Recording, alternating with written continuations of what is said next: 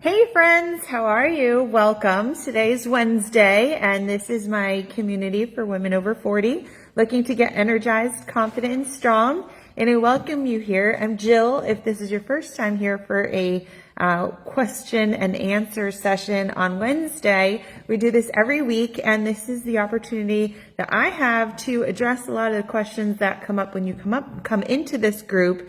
And oftentimes we get a lot of the same questions. So rather than answering them over and over and over in Messenger, it's nice to come and just have them in there so that you can learn and grow and start doing more of the right things that will get you to your goals more easily and answer questions that maybe other people aren't answering in your life. So it's nice to have you on. Hi, Marcia. Hi, Delphina. Haven't seen you in a while. So what I'm going to do is I'm going to just go through and answer some questions. And if you have any questions that come up while I'm chatting on here, then you're welcome to ask them in the comments below. We'll be here for about 30 minutes. And if you like, I also included the link to book a call with me, a private consultation call. They're free and they're an opportunity for you and I to talk privately about what's going on with you, about your goals, about your struggles, about where you want to be and what that gap is between where you're at right now and where you want to get to. And then we'll work on an action plan for you. And if it's a good fit, hi Kate, it's nice to see you. And so go ahead, and if you haven't had a call or if it's been a while and you want to come back, then go ahead and sign up for a call with me. Hi Candy, hi Sherry. And so we'll get right into it. So, okay, I'm going to start with, so I create a spreadsheet when you all come into this group, and I've got so many people come in, and I'm always adding people to the spreadsheet and noting your questions that you have. I also note what's holding you back. And when I take a quick look across the spreadsheet here, I see a few trends. There's actually two major things that I see. The top word I see is motivation, and the second word I see is nutrition. So, and that's interesting because that's also when you jump into, most of you come in through a Facebook ad that I run, trying to attract exactly you because I can speak freely to you when you're all going through the same thing, and I can help you best. And so when you jump into my messenger, generally you're going to see the question of what is your major struggle? Is it not having a fitness plan? Is it not having a nutrition plan? Is it motivation? And I do see most people saying, motivation these days. And so one thing that I want to mention, and I didn't get a chance, and this Monday was very, very busy, but almost every Monday I do a Motivation Monday pep talk. And so those are really important. I send them out via email afterwards, and they're all on my YouTube channel as well. But I think it's important to be hearing it, right? And so we always look to people in our lives who we respect, who maybe are where we want to be, have experience, our parents, our teachers, our pastors, our therapists, our rabbis, all the people in our lives who we look to for guidance. And I think it's the same thing. It's like going to church weekly and having that sermon. That's my Motivation Monday, is trying to help you stay in it and remember why you're here and why you need to take action.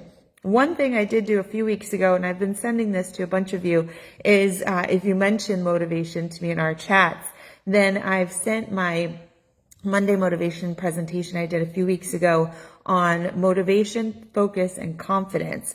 It is in the Motivation Monday guide. If you have a moment to go watch that, I think it'll help you take some action steps. Start thinking within you as to what motivates me, right? So I would say that the first thing you want to ask if you're struggling with motivation is, what would motivate me? Is it a very clear plan? Is it a really strong tie to what I want to feel and maybe a stronger tie to what I don't want to feel? Is it remembering something that I felt prior? What is it? Is it other people in your life that you're doing this for other than yourself? Is it your happiness? What is the reason why you're here in the first place? What do you want more of, or what do you want less of? And it's really important that we stay connected to that, because those bigger reasons, I was listening, I think, to the radio yesterday, And I kind of wish that my son was paying better attention, because we've been struggling lately with him with his video games and the effects of him being on them. And it was talking about how kids don't understand necessarily in the moment the importance of going to school and doing well, because that's going to help you get into a better school and get a job. And in the future, how that's going to help you financially and set you up for success. But in the moment, all we can see is, video games, and we don't see all the effects that the other things have. It's the same thing as not wanting to get involved in multiple clubs and activities and having a well-rounded education and, resume, I guess. I forget what it's called going into college, but having those things, they're super important, but it's really hard for kids to see the long run picture sometimes, right? And so it's the same for us. When we have all these distractions and temptations of foods and, who wouldn't want to rest on the couch versus doing a workout, right? When we have opportunity that seems in the moment better than what we're looking to achieve in the long run, it's hard. But we know, same thing with our 401ks, putting money away for later. It's hard to see the value of that right now unless you think about the future and you can envision that. And so that's what we need to sometimes dig into, is thinking about what we want for the long haul, for the future, for our bigger goals, over these small little things that can bring us very temporary, momentary satisfaction. It doesn't mean that we don't have to have satisfaction. We just have to make sure that it all comes together and that we're being mostly healthy and sprinkling in all the fun. And that was another reason why I put up, especially because the other big thing I get being something that impedes success is nutrition. And I just put up a post prior to coming on here with all the amazing foods that I've eaten. I literally just took pictures of what I ate this week in the last couple of days and put pictures up of them in our group here. And if you look at them, the meals are colorful. They're so tasty. There's different tastes and textures and styles of food. And I even had these fun little things I made yesterday. They were chocolate peanut butter banana cups, and that really made me excited. And I lost a pound yesterday, and I ate those and I enjoyed them. And so I think what's important is having a plan that truly will work and having it really be something you can incorporate with joy into your life. And then we don't have to be looking for some motivation because we're not trying to deprive ourselves. We don't have to struggle with nutrition because nutrition is enjoyable. And that's also something that I noticed last night when one of my clients, Angie, checked in with our group on her nutrition for the day. She wrote about how she just loved everything that she ate all day. And I know that her nutrition fit her macros because that's what she's been working on for her nutrition framework. And so the fact that she could really love all the food that she had and have a really wide variety, and have a sandwich and have all these yummy things. And I forget, she had some kind of, she said pimento cheese on something or other. But she really said she thoroughly enjoyed her food. And she is on a plan, and she's on a weight loss plan, and she's killing it. So we should be enjoying this journey, right? So if nutrition is hard and motivation is hard, then you're doing something wrong. And we got to get you on the right track.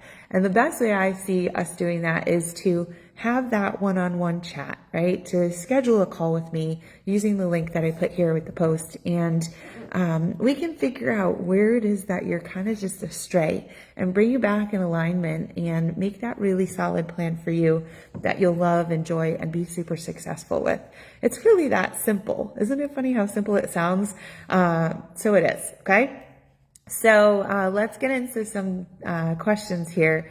Michelle says, how do you stay motivated to keep the weight off? Okay. How do you stay motivated to keep the weight off?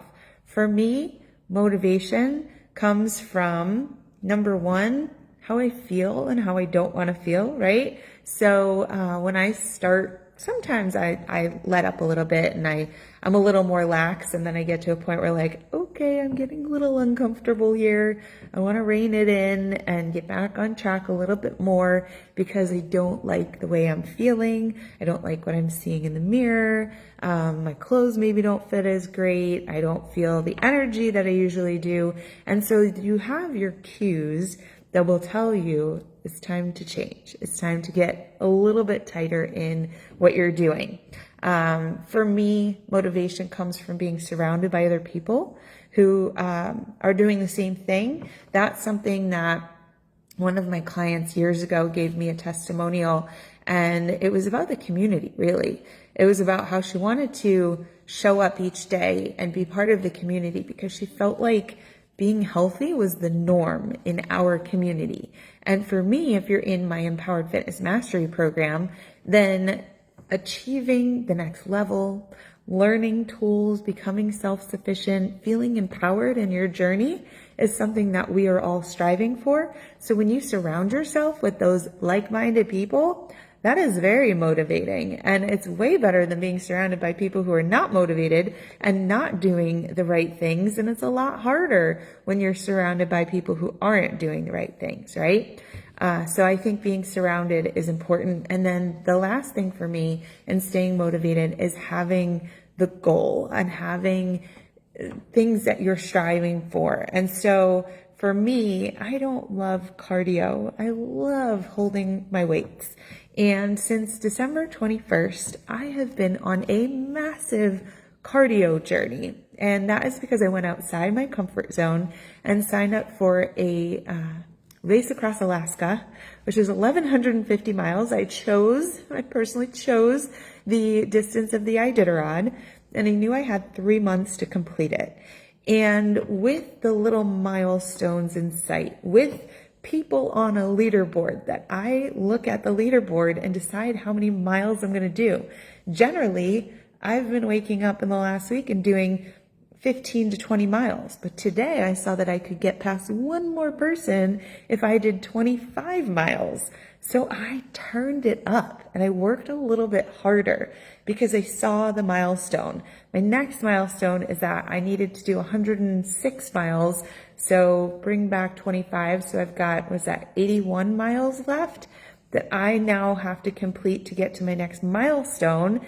And so I'm setting the expectation that I do 20 miles a day for the next 4 days and be done by, let's say Wednesday, Thursday, Friday, Saturday, Sunday, right? And be done with that next segment of the race because I'm seeing the little goals. And we do that in our journey too by having fitness programs that are 3 to 4 weeks long and pairing nutrition with that 3 to 4 weeks and then learning a new tool and having little weight loss goals. My weight loss goal this week is to literally lose 1 pound, right? And so if I get towards the end of the week and I haven't started losing and maybe I'm gaining and maybe I went up and down, then to me it says, okay, Friday, Saturday, Sunday, I've got to be a little bit better, just a little bit better than I've been. And it gives me that incentive, that motivation to eat a few less treats, a few less scoops of ice cream, a few less chips, right? And so I think having the milestones, having the people around you who are striving for the same thing, I think those are huge in staying motivated and then keeping the weight off, okay? Let's see, we have another Michelle. Michelle says, what do I eat and what do I do for exercise? So that is very general. But what I would say is that those things, number one, if you have watched my, I think it was my Breaking the Barrier training, or I think I have another one too. Y'all probably saw some of these trainings. If not, search my YouTube or ask me for it. So one of the big things in getting results in your health and fitness is alignment of your nutrition with your exercise, right? So we pick a goal that we have. So if I want to tighten tone, which is something I had a call with a prospective client yesterday, and she had told me how she wanted to be tighter and toned, especially in her arms and her midsection. And I said, well, have you ever lifted weights? And she said, no, I only do my treadmill. I was like, okay, well, that's not in line with what you want to achieve, right? If you want to be tighter and toned, you have to be strength training. You have to build muscle, not be effectively eating at the muscle by doing all the cardio, right? You'll lose fat possibly when you do cardio and eat in alignment with that, but you'll also be losing muscle if you're not building muscle, especially when we get past 30 and even more accelerated when we get past 50. And so we have to choose the activity we do based on our goal. And then we have to choose how we eat so that it's in alignment with our fitness and supporting it, and also in alignment with our goals. So I would say that, number one, before we decide what you're eating, we have to decide what your goal is, what your fitness is, and then we have to match those up. We have to match up the fitness, the nutrition, and where your body's at, and also where you're at in life, right? So when you're a kid, kids have to eat like 3,000 calories because they are just like, their hearts are racing. They're running around all the time. They have recess and gym and, they're just constantly moving around, and their bodies burn so many calories. And so they need more calories. So you can't expect to eat 3,000 calories when you're a kid and keep eating the same. We have to adjust based on our stage of life, our current body composition. So I weigh 157 pounds, and yet my body composition might be different from another 42, 43-year-old woman who has a higher fat percentage. And so our caloric needs might be very different based on our body makeup, but also, is she biking 20 to 25 miles a day? And is she looking to maintain or lose weight? Is she looking to lose 5 pounds this week versus my 1 pound? So that's going to be, a big factor as to what we eat and what exercise we do. And then very general rules on what we eat. If you're asking me, like, what are your 3 rules on what to eat, I would say number 1, less processed food is better. So more natural foods are going to be better. I would say eating in balance would be super important, where you're eating, all the carbs, the proteins, the fats. You're not trying to cut out food groups. You're not trying to abstain from donuts for the rest of your life. And you're eating. So what did I just say? I said, you're eating natural foods, not eating a lot of processed foods. You're eating balance. And I would say also variety is important, right? So you want your brain to be happy. You want your gut to be happy. And so getting a variety of fruits, vegetables, sometimes maybe having more animal proteins, sometimes maybe having less animal proteins, healthy fats, just all different kinds, switching it up, right? And changing it up and seeing what works best for your body too. With regards to what exercise to do, anybody in here, I'm going to prioritize strength training over cardio, unless you're doing a race across Alaska. And it's a 3-month thing, which I made into a 2-month thing because I can't wait to get back to my weights. But I would say strength training is going to give you the best body composition transformation, right? We're going to change that leaner, tighter, toned body that many of you want.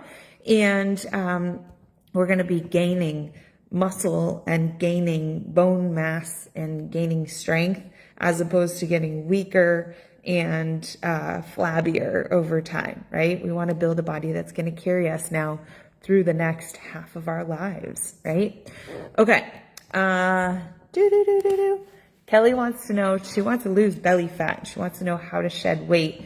So it could depend on the state of your hormones, right? If you are very much going through a hormonal transition, then we have to be very careful as to overloading and overstressing the body. But I would say working on clean nutrition with a framework. Framework is my big thing with nutrition. So that means that you have a system that has guidelines and rules, and maybe you don't color in the lines all the time, but you know the framework, you follow it pretty well, and you're pretty consistent on it, and you track and you notice, when I follow the plan, do I get closer to my goal? And if not, then we make little tweaks. And so that's what I would say is one of the best ways to figure it out, is to have that system, that framework, follow it, see if it works for you, otherwise make tweaks.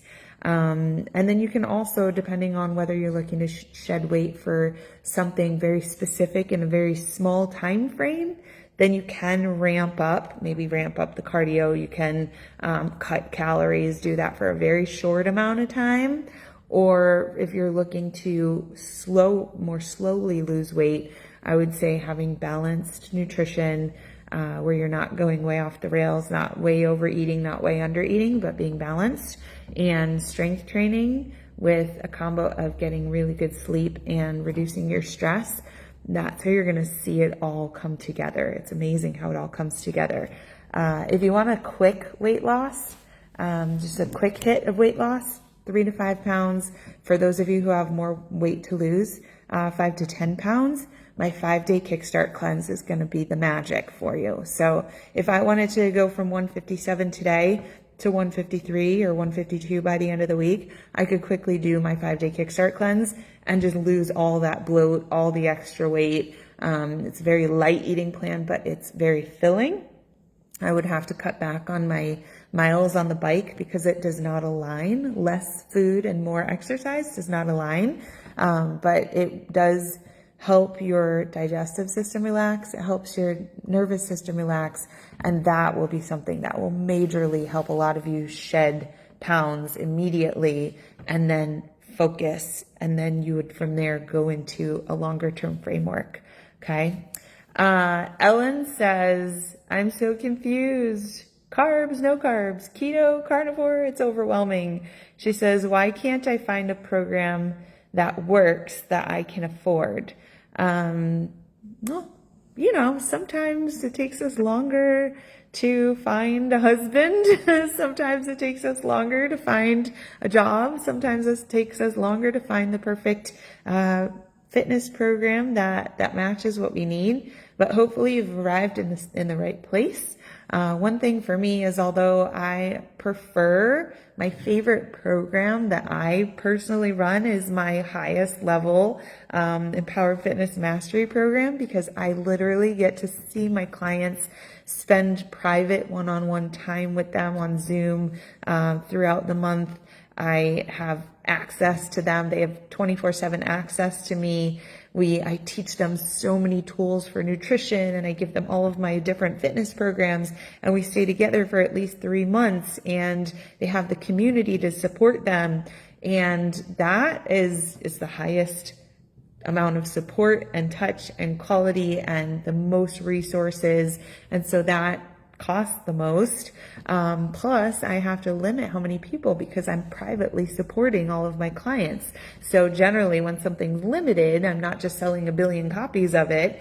You have to make it more expensive so that you can really get the people who are ready and invested and excited and will show up so that they get results. So you're not wasting your time as a trainer. But I also have broken out parts of my program and things that I've created over time to make smaller, more affordable pieces for those who maybe don't have the budget for it, so that there's a place for you to start and there's a way for you to build up and add tools as you go, just in pieces, right? And maybe not have so much private coaching time with me, but having those things that work. Also looking for a program that is appropriate for your age, your current state, your goals. I think also just having a coach that you identify with, that makes sense to you. I've had business coaches that I hired and gave a ton of money to that I felt like I just didn't get a lot from. They just weren't my people. But that's what we do, is we try things and we figure out if they're a good fit, and we hope that things are a good fit. But same with investments. We always think we're doing good with investments, and sometimes they don't all pan out, but that's part of life. So I think you just have to keep looking and find what seems to feel like a good fit for you. And I think a lot of times when people meet me and they know that it's the right place, know that it's the right place. I had 2 ladies this morning who signed up for just my little 5-day Kickstart cleanse as a starting point. And that was a good thing for them because they're going to gain that confidence, get the ball rolling. And it's a good way to, lose your first 5 pounds and then take more steps. I also had a client who signed up for my Empowered Fitness Mastery program the other day, but she had asked, and this was the first person who ever asked, if they could just start with 1 month and not have access to the Facebook group, but everything else. And so I said, of course, I totally understand wanting to do 1 month to start and see if it's a right fit before we move forward. And so Dee and I are working together and we're doing everything except she doesn't have access to the full resource guide and the community in my Facebook group, but we're still doing the work together.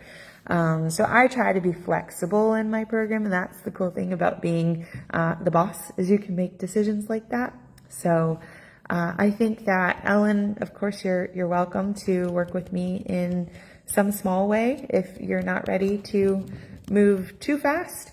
When it comes to the confusion on the nutrition, that I understand too, because I was there and I tried all the different things, the keto, the carb, the no carb, the carnivore. I didn't do keto. I knew that was never going to be for me. But I've learned about, these things being in my field. It is overwhelming, and that's why you have to hone in on what you believe is going to work for you, a method that somebody can teach you that makes sense to you. And that's why, for me personally, I don't believe in restriction and cutting and know this and, only that and don't ever eat this again. And so I teach all very balanced frameworks for nutrition. I teach 5 different frameworks for nutrition. I also believe in having variety because I think that sticking to one thing forever does not work very well for me. So I don't know why it would work for anybody. Okay. Lisa asks how to lose weight without tracking. So that's tough. So at this point, I would say 10 years into my journey, I still I know for the most part what works, but if I don't see the scale moving in the right direction, then I go back to tracking because tracking is precise. And without the tracking, we have a tendency to go off track, right? And so I would say when you're learning what you need to do, it's more necessary to track and figure out what's going to work and to know if you're, doing the right thing or not. There's a learning process, but then once you get better at that, then you can do things a little more from memory, by heart.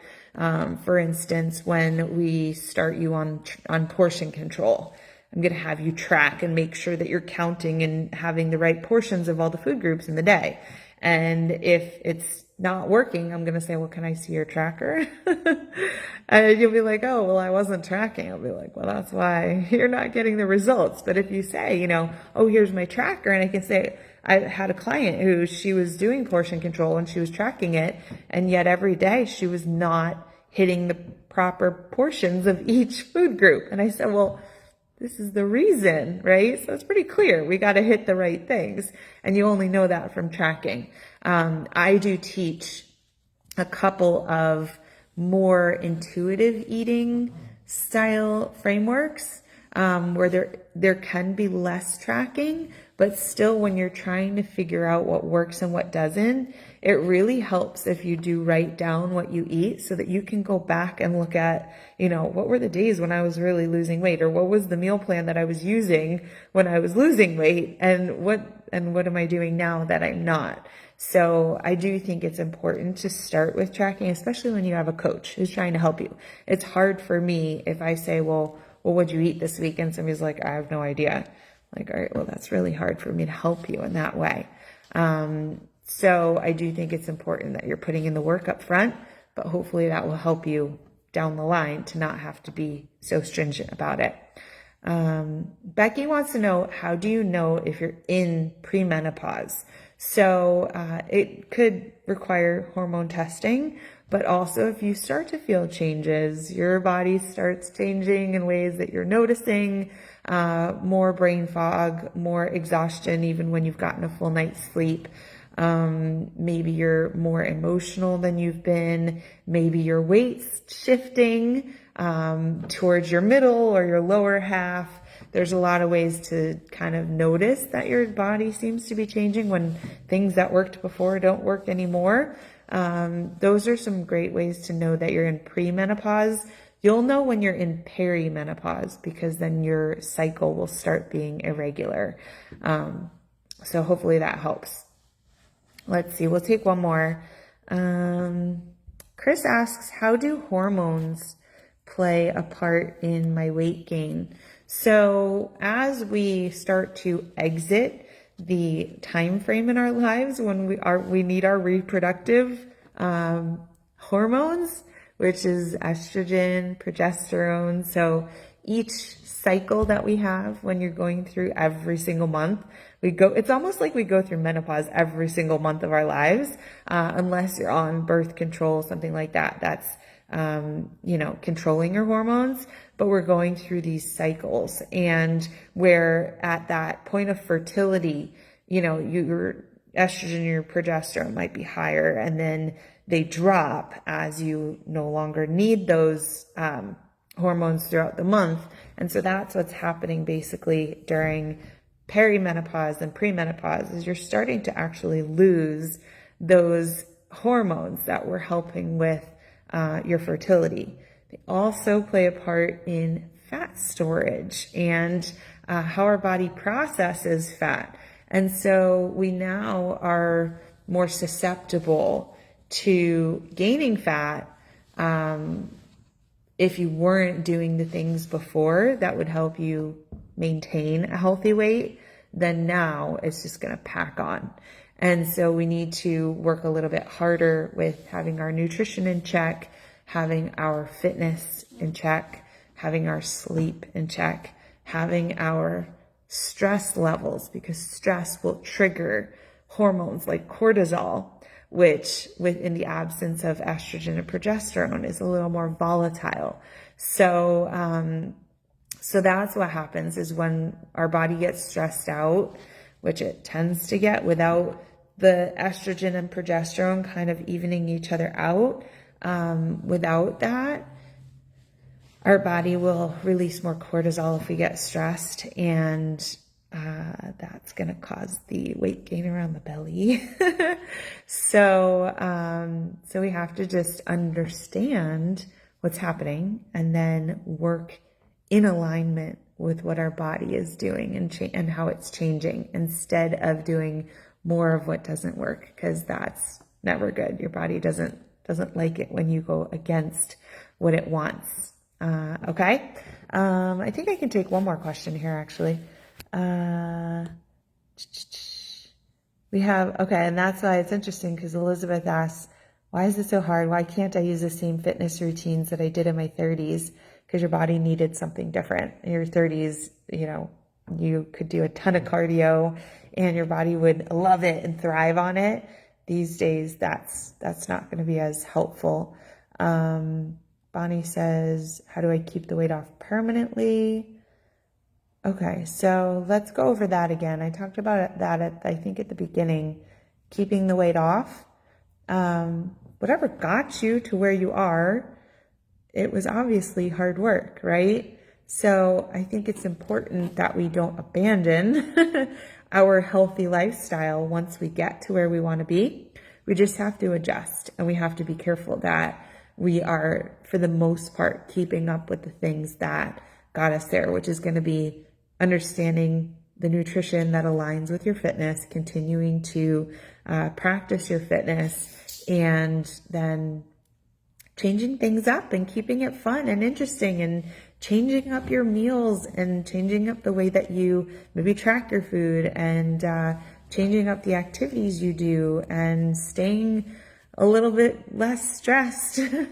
So these are all the things that are going to help you in the long run, and not going back to the bad habits that got you to where you were, which for us, some of it's kind of like, we're not to blame. It's the society we live in. It's, marketing, nutrition marketing, well, not nutrition, food marketing, and all the different things out there that are kind of going against us for money's sake. So, all right. Well, that's it for today. I hope that you learned something. I hope this was helpful. Again, if you want to book a time to chat with me privately so we can figure out a good way for you to start, take some steps, maybe bring some clarity to any personal situations that you have going on, I'm happy to do that with you, and I hope to. All right. Have a great Wednesday. Enjoy the rest of your week, everybody.